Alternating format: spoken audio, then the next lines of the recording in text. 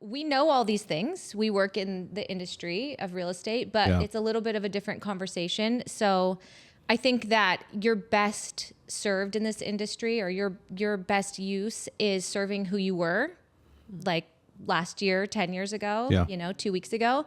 And I personally love being able to empower women with the tools they need to be successful and, create a living for themselves, as well as purchasing property and what that offers. So I think just getting it out there, that's our audience. That's who we are talking to. Obviously, we welcome everybody.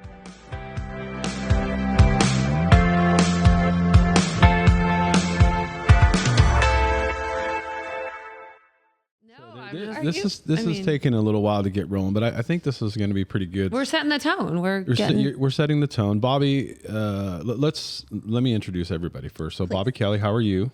I'm so good. I'm so happy to be here with this. And group. This isn't going to be like the other podcast, so this is free. However you guys want to do it. Stacie, how are you? I am fantastic. Doing fantastic, and it's Kassidy with a K. Kassidy with a K. Kassidy with a K. I don't know why it threw me off. I was going to say something like, how do you say that? I got it. My bad. Okay.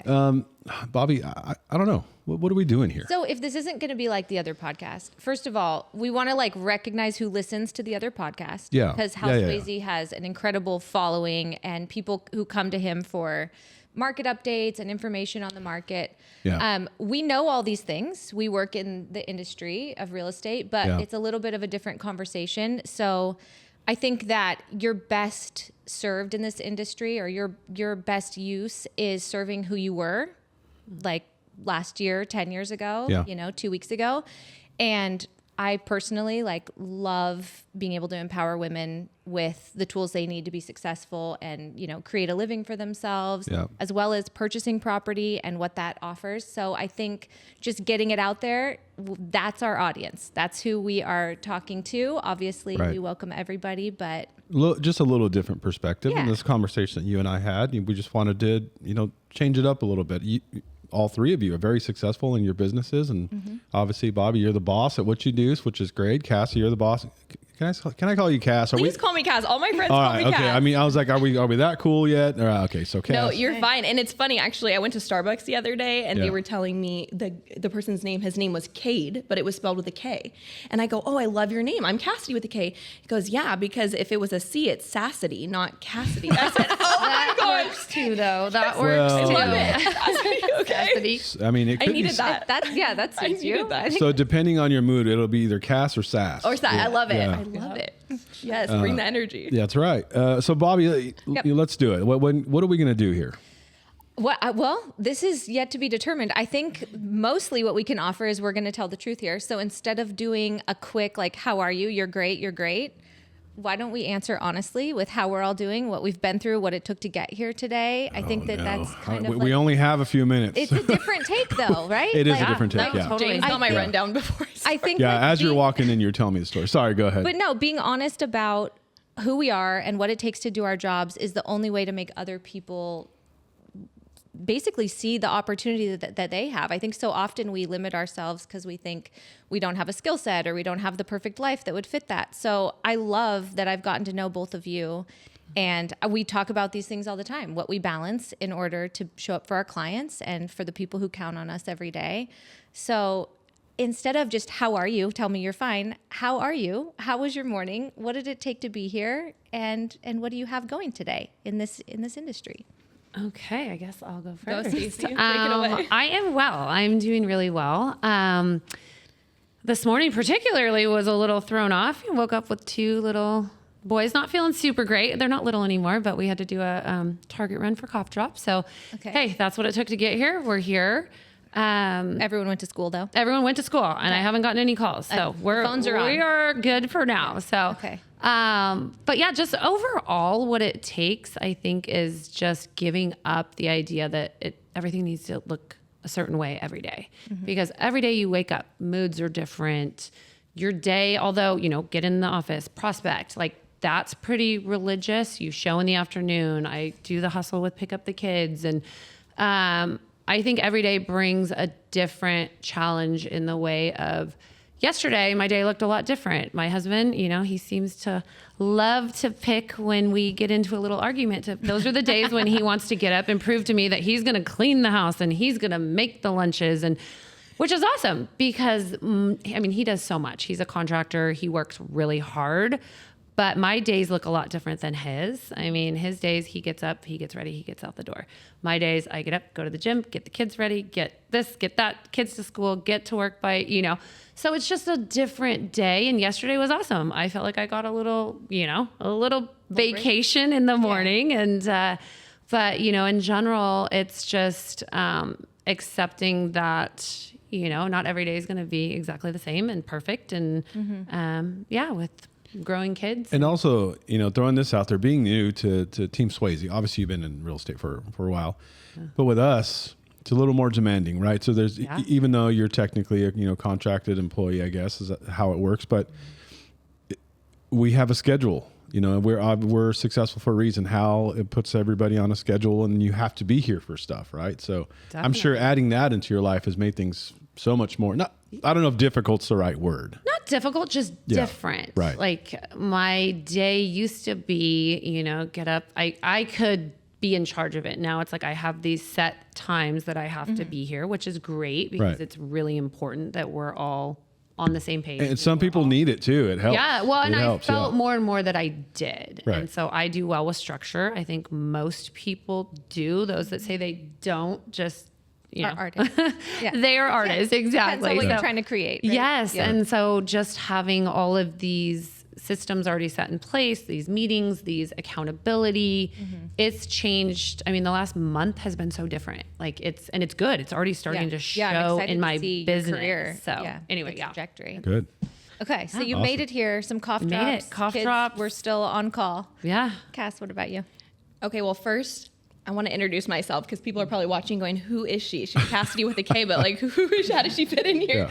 Yeah. So I'm Kassidy Satterwhite, and I'm with Fidelity National Home Warranty and Disclosure Source NHD. My territory is Paso Robles to Santa Barbara, and I'm a sales executive. So I am go-to for clients when their appliances or systems fail in their home. I'm someone they can call to count on. So. But also, I also want to point out there, how long have you been doing this part of the business? 3.5 years. And you have gotten so successful so quickly with a great mentor, obviously. Yes. But you have just taken off and taken over pretty much in less than 4 years. Oh, thanks, James. Is it not true? Well. No, it is. It is. And I feel like a lot of it has to do with, we're talking about this, right? Like the market changing and just being adaptable and kind of, a lot of things are social media and tech-based now. And so you kind of just have to adjust your business plan accordingly. And I feel like, I've got 3 kids, 6, 4, and 2. And so I need to focus on things. My husband always says, don't focus on things you can't control. And I think that's been a huge, quote in my head throughout life right now, because it's like, I can't control if my 2-year-old daughter is throwing a fit when we're 5 minutes away from leaving the house. All I can do is control, okay, let's just get her in the car, let's just keep it moving and all of that. So I feel like with my job, things are constantly changing every single day. You said, my day yesterday is very different than it was today. I was telling James, I'm just happy I was able to make it to school at 8:30 this morning to drop them off. Those are the small wins we celebrate. Yeah, but I think that's also what makes us so determined and so good at our jobs is being that, we've had to become that adaptable in order to survive our life, just by nature. That's the way it goes. So I love working with other women because the accountability, they normally are used to things kind of beginning and ending with them. They know how to run a household.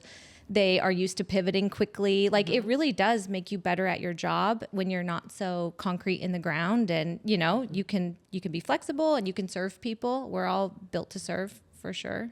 Yeah. Oh, definitely. Yeah. It makes a huge difference having the ability to be well, this was my track for the day, but we might have to, take this exit for a second, get back, and it's all about just going with it and embracing it. Because if you let that start, my whole day is going to, you can't do that. You just, you just spiral what you can control. Yeah. So I think that was one of the gifts of COVID during that time was I was always in the mindset of, I would literally go into my bedroom closet to have phone calls, work calls. I would hide. I would hold the door shut when my kids were little because they'd be trying to get in.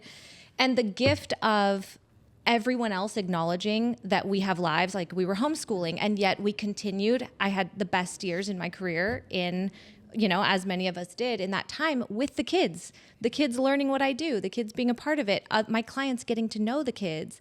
And it was like a beautiful time of life because it was like all encompassing, there was no compartmentalizing, and it's changed the way I view people I work with because we're all humans. And now, women, I think, do that usually by nature, but men have come along too with joining that, like what's real is real. And we're all trying to do this for our families, and they're in it with us. I have a funny COVID. So I had a client, they were out of town. I was doing a virtual showing. COVID, brought my kids, had them in the car.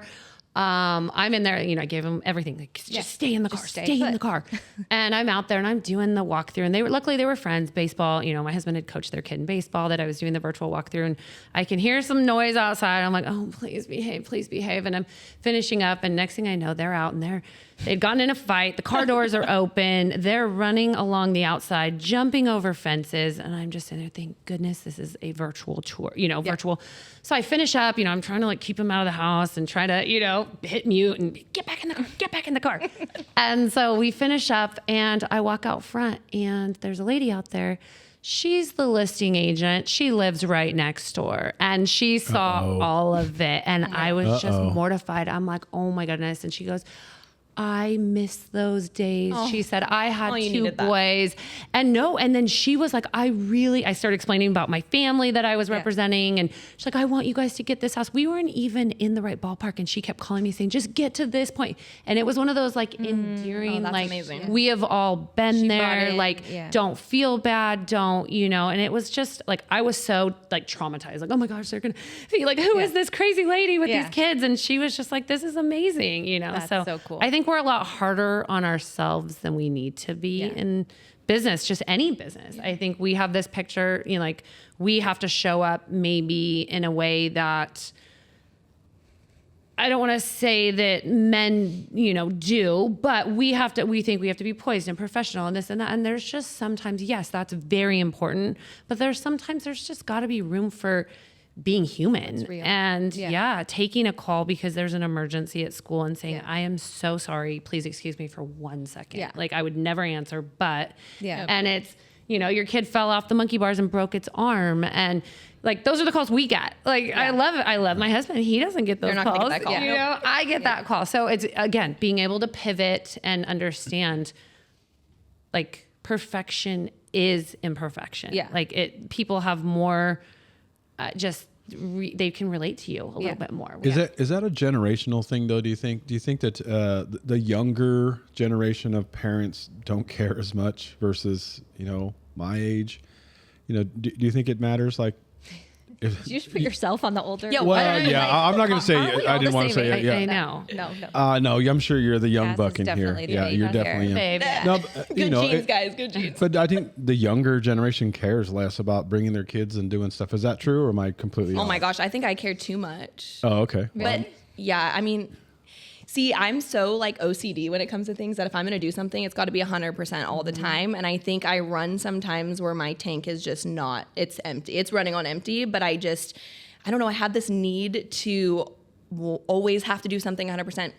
I'm so glad you bring this up about locking the closet door when you're on the phone and you saying that somebody related to you, because I am so hyper-focused on providing customer service for everybody and being there all the time and always answering my phone that I sometimes forget, okay, things happen. My daughter's homesick, but there have been so many times where I have ran outside and closed the door behind me while she's screaming just so I can take that call and be there.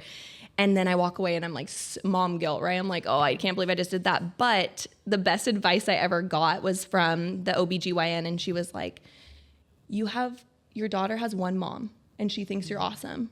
And she is not going to remember that you had to take that call the other day. You have to remember that. And I think just giving yourself some grace is important. But I would say, I don't know, I care a lot. I think it's rare, though. I feel as the generations are going on, I don't know, It's just such a different world now. It's so different. I think that's the thing is it's it used to be, now you can work from home. You can work from the car. Like I think it's just different opportunities too. Yeah. It's like there's a higher expectation of us to be reachable all the time.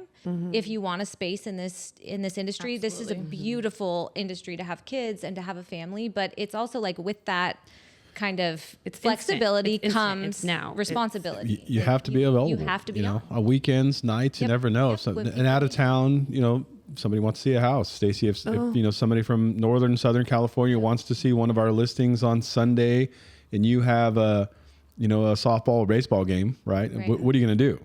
I mean, I've been in that. I've been the one in Fresno at a tournament out on the balcony, just hammering it out, negotiating. And I've always tried, I always tell my boys with everything is like this. We're just such a fast paced world with YouTube shorts, for instance. It's like my kids don't even like watching movies anymore because it's just quick. You don't have to follow a storyline. You don't have to get invested.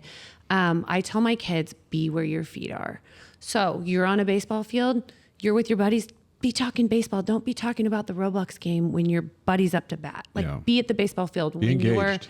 And I try to live by if I'm at work, I really want to work. I want to maximize the hours I have. I don't want to get distracted by, oh shoot, I forgot to order this or Thanksgiving table pieces.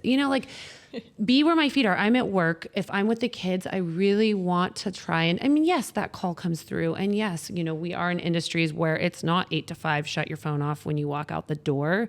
But at the same time, I think we need to be better about prioritizing what we need to get back to right away versus what can kind of wait a second until dinner's over. What can, I can give my son this attention he needs for his homework and not be oh yeah, babe. Okay. Yeah. You're doing great. Yeah. So that whole rhetoric, be where your feet are, are, and really trying to live by that, I think is my mantra for the day. Keep bringing it back. That's what I like about being in leadership is I feel like when I get to make that choice, I get to you almost open the door and allow other people to also get to be okay with that, and even with each other, we all work together. We need each other on a constant basis as far as helping each other with showings or whatever it is. And, when our client needs something, we count on you that you will answer and that you'll be there, but also giving you the grace and trying to help you. I feel like we empower each other to have boundaries. Well, and can I just give you kudos too, because I met Bobbie, right when I had joined. I feel like 3 or 4 months into it. I remember you walked in, you had the cutest outfit on, and I was like, oh my gosh, Bobbie. Of course she did. Yes, but it's a girls' podcast. You have such a super, I would say, superpower of making people feel calm, and we trust you, and you support us. And so for me, it was when I met you, I knew instantly you were always going to support me and you were always going to have my best interest in mind. And so I just want to give you kudos for that because I talk about you with everybody. I'm like, oh my gosh, Bobbie from Keller Williams. I'm always talking about you and everybody knows you and everybody loves you and adores you. So I just you're always somebody that I know is going to be there for me, no matter what. I love that. Thank you. Yes. It is a really special thing. I think when you see this industry from the outside and honestly, just as a female, looking at what I would judge, from these beautiful, ambitious, amazing women, we rally for each other in a way that is we share clothes. If you like something, I still need to give you back your neon outfit, but I love it. Like something I have, I'm I want you to have it. I want you to look great when you're out there. It's just such a cool, it's a very special industry on the Central Coast with the way we all work together. It's pretty cool. So I want to get into that a little bit. So as far as the business side and what you are seeing and, what kinds of conversations are you having with clients right now? How are you empowering the people in your own circles to become investors, to start getting into the real estate market, to, learn from what you're doing in your careers? That was a multifaceted question. Yes. Okay. I'm gonna run with it. Here we go. That saying, yesterday was the best day to buy real estate. Today is the second best. Where we live, prices it's not going down. It's not going to be, you're not going to pay $100,000 less than you're going to pay today in 6 months. It's get in, do it, start now. You're afraid of rates. Date the rate, marry the house, refinance. Just said every cliche. I know. Right? Stop it right now. I'm on a roll, you guys. This is a different podcast. You've been spending a lot of time with JT, apparently. You're quoting JT. Yeah. But you need your shirt. He's going to be so true. proud. It's true. They all hear that, but at the same time. It's true. It's all true. Yeah. At the same time, you sit on it and the next client gets it. And then when you're ready to buy, they've already had 6-8 months in of collecting rents and they're already ahead of the game. And I just feel like right now we have, our market has shifted a little bit. Obviously, we all are aware, but at the same time, we're never going to experience a shift so bad that you're going to lose money. It's going to be a bad investment if you have a good agent and you have good guidance, So I just say get in. If you know you're going to buy, why not do it now? Why wait? Especially at the meeting yesterday. We had our meeting and I'm sitting there listening to all these agents' wants and needs. And it's like, I have a buyer queued up, ready to go. They can do this much. And it was like over and over again. And it's like, if you have a seller that's on the fence about, well, I know I want to sell, but maybe I want to wait for the holidays. I know traditionally it's not the good time. It is a great time. We have all these buyers out here that need homes. Like, it's true. Why not? There's not a lot of inventory. People are going to fight for your home. They're going to, obviously if you're priced right, you're going to have action. So it might be an inconvenience over the holidays, but wait till the spring. Everybody else puts their house on the market. It's like, those are the conversations that you have. You don't sit there and, you kind of have to tell them the unpopular opinion, but it might be the truth. It's like, it sucks to put your house on the market right before the holidays, but do you want to set yourself up for success? Yes, there's not a lot of inventory. There's a lot of buyers. I feel like it's such a different conversation because we get on here and we talk about the statistics and we talk about, what's happening in the market and I think with women in general, and maybe everybody, I don't think this is just specific to women, but I know with myself, there's like another layer to that though. It's like you can tell somebody over and over again what's smart, what's a good idea for the market, what the magazines are saying, what all these publications and studies are saying. We do or don't do things because of fear. So I think when you are really actively working in this industry and you are, in there having these conversations with the families and with the people who are making these decisions, like there's some real fears that they have that I know I've made in my own life. My worst decisions have come from fear. And that's why when I'm talking to a client or I'm talking to an agent who's, who wants to get into this or wants to invest, it's like, how do you help somebody see what that is and coach them through that? Because I think there's a lot of people listening or that, might be out there and thinking like, I know everything you guys say. I know it's true. I know that that's smart. But I am scared to bet on myself. I'm scared that I'll lose my job. I'm scared that these are real things that are holding people back. So do you find yourself in those conversations? Do you with home selling and buying, it's all about bringing it back to your why. What's your motivation? And is your motivation stronger than your fear? And that's what you have to help. Because sometimes, it's like, I need to move. I've been in my house for 35 years. I want to get close to my grandkids. I don't have a lot of time left. But the other side of it, I've been 35 years. This is all I've known. I mean, my whole life is here. And it's our job to help coach them through it. Like, hey, what are you afraid of? What is it? We've got, people that'll come and help do estate sales. And it's to really get to the bottom of those fears and then ease them through it and let them know, hey, I gotcha. I gotcha. We'll do this. And you're not alone. And I'm not just going to say, hey, this is a checklist, do it. And let me know when I can come put my sign in the yard and host an open house. Yeah. It's like, there's so much work we do behind the scene before a house even goes up on the market. Yeah. And a lot of that is coaching the clients and easing those fears and putting them at ease that, hey, we'll be here, and that, I think those are or first time home buyer, like, well, I'm just afraid. What if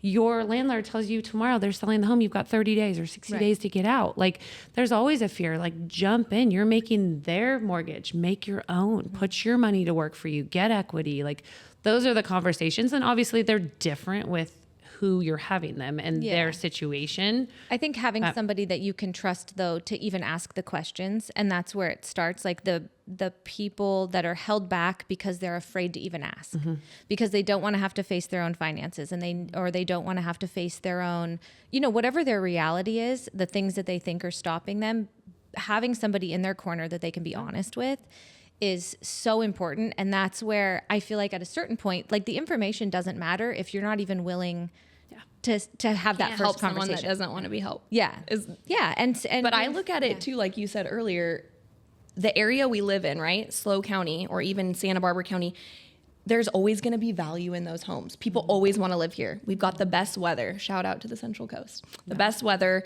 People come from the Bay Area, LA, less traffic. We come here to raise families. It's very down to earth. And you go to the grocery store and you know your neighbors. And it's when people are, again, I have so many friends that haven't bought their house yet because every year they're like, the interest rates are going to drop. And here I am, right?